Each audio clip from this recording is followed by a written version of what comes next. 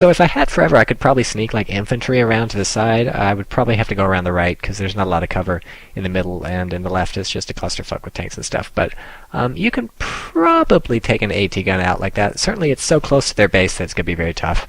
But I wouldn't call it impossible. What I would call impossible is taking enough time out of my day to kill that AT gun right now, because I am fighting on two fronts.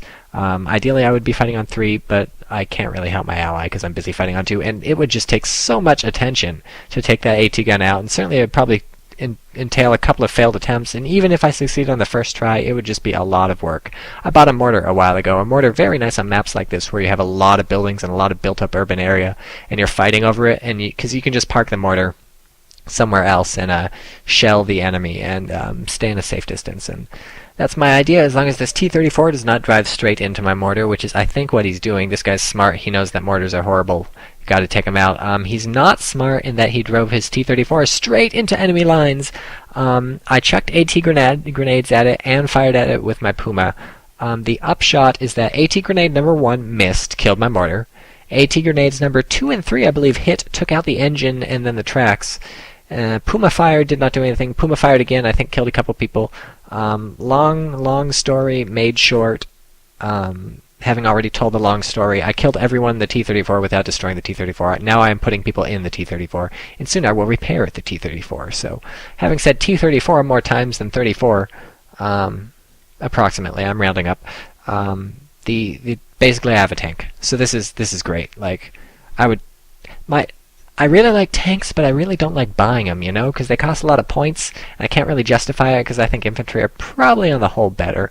You know, Men of War is a combined arms game, so you can't say tanks are better or infantry are better. Certainly I think most people are inclined to say tanks are better, but anyone who's ever had his tank blown up by one little infantry dude hiding in a bush obviously knows that you can't just say tanks are better.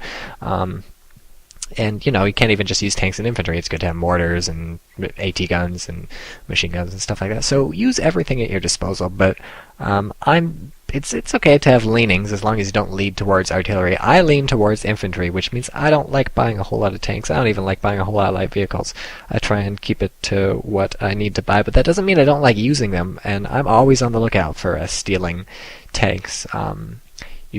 You could say that's another thing I have in common with the Pope. We're always looking to steal things, except the Pope isn't. And once you see a tank disabled within range, perhaps behind your lines or sort of in no man's land or something, repair that sucker and hop in it with some tank crewmen. And if the tank is actually not disabled, but like broken, but you can still get in because you killed all the people by shooting holes in the tank and killing the people inside, the tank still works fine, get the heck in that, because you can still use it as an immobile fire platform until you repair the treads in the engine or whatever the heck need repairing. I think in this case it's mostly the engine that I'm repairing. I bought a Pac 40 AT gun because my objective is, 1, to keep the right side locked down so I can use my Puma and the tank to focus on the middle, and 2, to protect my mortar, because my mortar, I'm not anticipating a lot of stuff coming at it from the middle, but one of the biggest challenges for keeping your mortar alive is when they buy a small little vehicle and just drive in and crush your mortar, or drive in really fast and blow the crap out of your mortar, because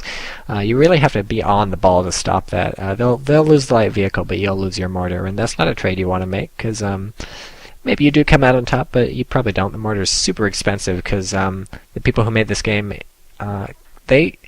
I gotta say, they're pretty good.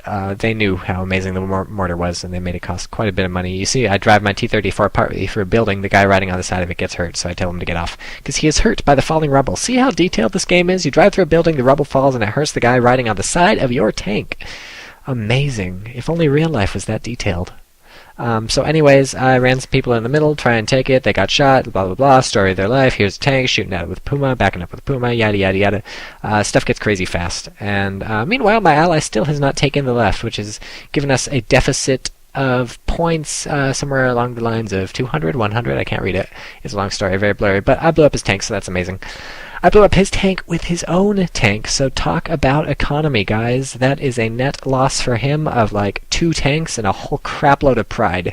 So I don't think the game counts pride. They might add that in a later patch.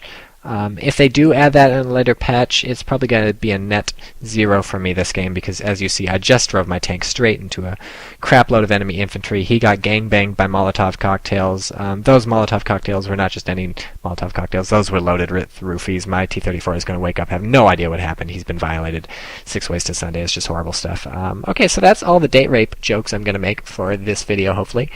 But so we'll move on to some other stuff, which you see me still trying to fight in the middle and on the left. I have this Puma desperately firing at all these infantry. All my infantry have been killed, so this Puma is desperately killing all the infantry who get close, while I task everyone else with getting in there. You see this Royal Marine runs up to kill the Puma, but boom, killed almost just before he does whatever it was he was going to do, which of course was firing an AT grenade from his hand, not firing, throwing, firing, whatever. Speaking of fire, there's some smoke in the middle. Apparently my opponent had tossed some smoke grenades. That's a good idea, but he didn't quite toss it to the right enough because I spotted his whole crapload of Marines. Marines are the Soviet elite infantry, not the ones with body armor, but the other ones. So this guy's getting pretty close. I want my Puma to start firing at him, but I gotta tell him to move away. I managed to back out of range of the AT grenade. He throws another. I try and back out of range, but it doesn't matter. I somehow got nailed by a T-34, and then I'm set on fire by the Molotov cocktail that he threw. So these T-34s really just keep coming, and funnily enough, that's pretty much how it worked in real life, too. The Germans were like, why do these T-34s keep coming? Oh my god, we give up. And then as soon as they were done fighting the T-34s, it was just a shitload of Shermans right on their doorstep. So World War II sucked for Germany in a whole lot of ways, including the German Jews, but it sucked for them in a different way. Yeah, World War II was not a lot of fun for very many people. So I bought another Puma. Yeah, I bought another Puma because, you know, like I said, Pumas are amazing. I feel like I should have really always have a Puma on hand.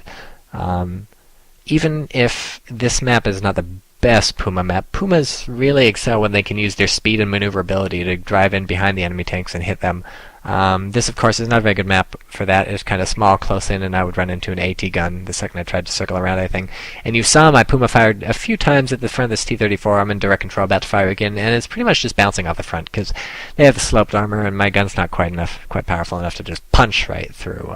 T-34 sloped armor, no slouch in the first place. Typically what you want to do if you have a Puma and you have to get into a pissing match with the T-34 because, I don't know, your pride is on the line or whatever, he bet you. You want to aim for the turret or even the gun if you think you're accurate enough. You see I'm using my Pak-40, which I don't think it's the same gun as the Puma, but it's a similar caliber. Okay, it's 75mm, so it's bigger. I don't know. Whatever. I'm not a World War II historian. I'm just a person. So, but yeah, aim for the turret. You see, I target my Puma on the turret too. You're probably not going to penetrate there either, but you have a slightly better chance, I think, depending on where you're hitting, just because the armor is thinner. And you see my AT gun just BAM! Shot through the turret. The tank crewman in there is dead, and also the turret is immobilized now, so it can't turn.